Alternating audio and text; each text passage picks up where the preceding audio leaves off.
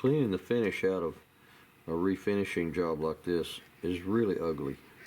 There's just pieces of finish flying around everywhere, stuck to it all over the place.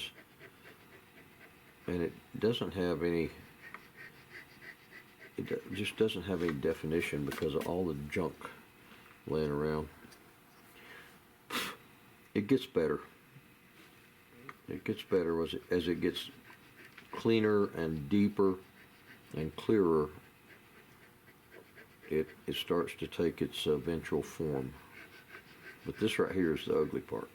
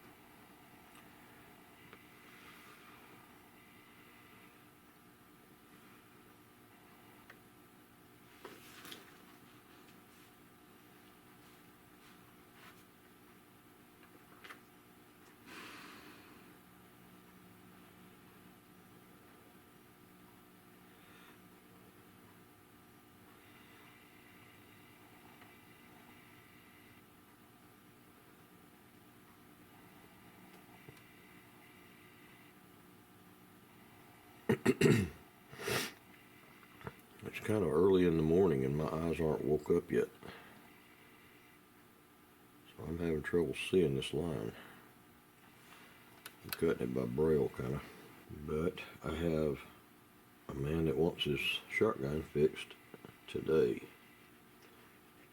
So this has got to get done and out of here. And I got to spray the last coat on this thing after I get done with this checkering. And that has to happen today. He's going to pick it up this evening. So, a little early morning checkering is just in order.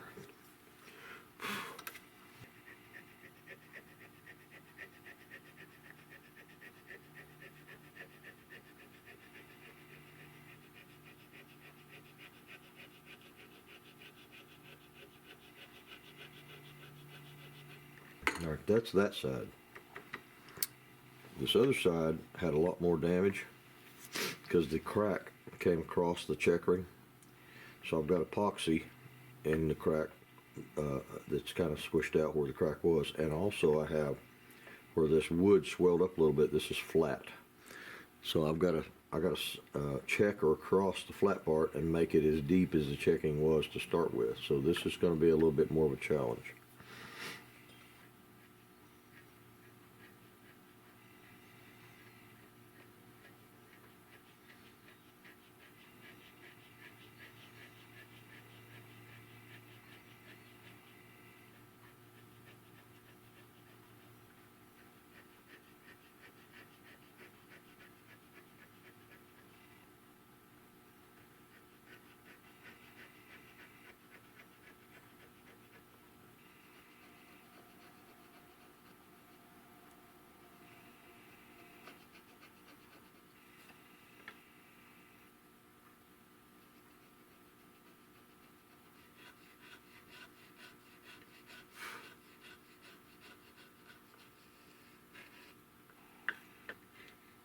Because of this offset where I have new wood here and old checking there, I'm actually using this triple cutter to clean out the old checking here and then cut new threads across there.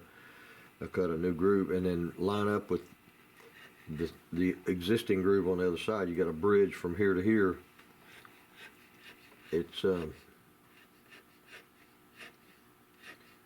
It's not an easy thing to do, to bridge from one line to the next and hit it.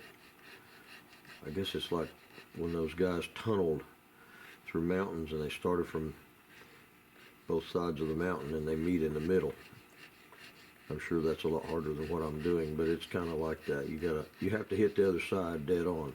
If you don't, your checkering ends up all out of whack.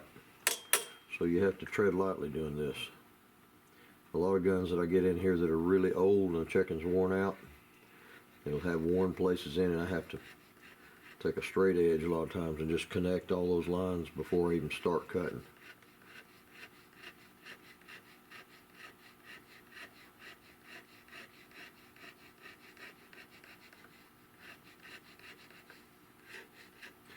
So far so good though. I've hit them all. And now I don't have anything to hit. Over here, it's completely gone for about 7 or 8 lines. I don't have anything at all to target for. So I have to just do an extension from this line, and just shoot it out there and hopefully when I get down here to the end of it, where I have lines again, it's still in line with itself. Hopefully. The thing is, I cut the ones in there originally to start with. So it's my thumbprint I'm trying to imitate, which is a luxury I don't always have. Most of the time I'm following somebody else's lead. I'll know here in a minute or two. Well, that last one connected and it's still in line with the pattern. So I guess I got lucky. Like that kid told Clint Eastwood, whooped him again, didn't we, Josie? Whooped him again.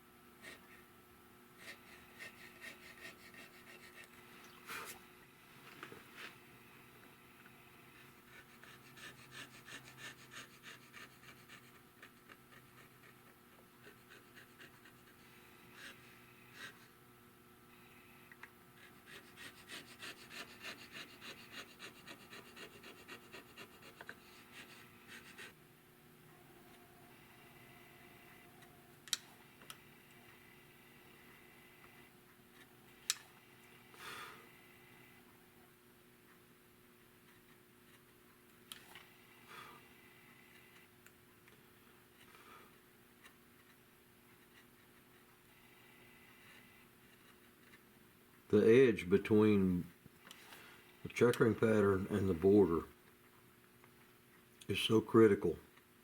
It has to be a clean, sharp, abrupt stop where the checkering just ends. It doesn't need to fade out. It needs to end abruptly. And it's hard to get that with a checkering cutter because they're not shaped abruptly on the end. They kind of sweep up. So you can do it a little bit by pushing it and just stopping at the very end of it, like this right here. But the problem is you cram whatever you're pushing, you cram it into that edge, and it's cleaner to take a veining tool and just cut it out, and just cut it and just lift it right off. So that's the reason. At some point in time, usually towards the end of the checkering process, I'll come along and go against both edges. It's hard to start here and go away. It's easier to stop at the border. So I have to go this way a while, flip it around, go the other way.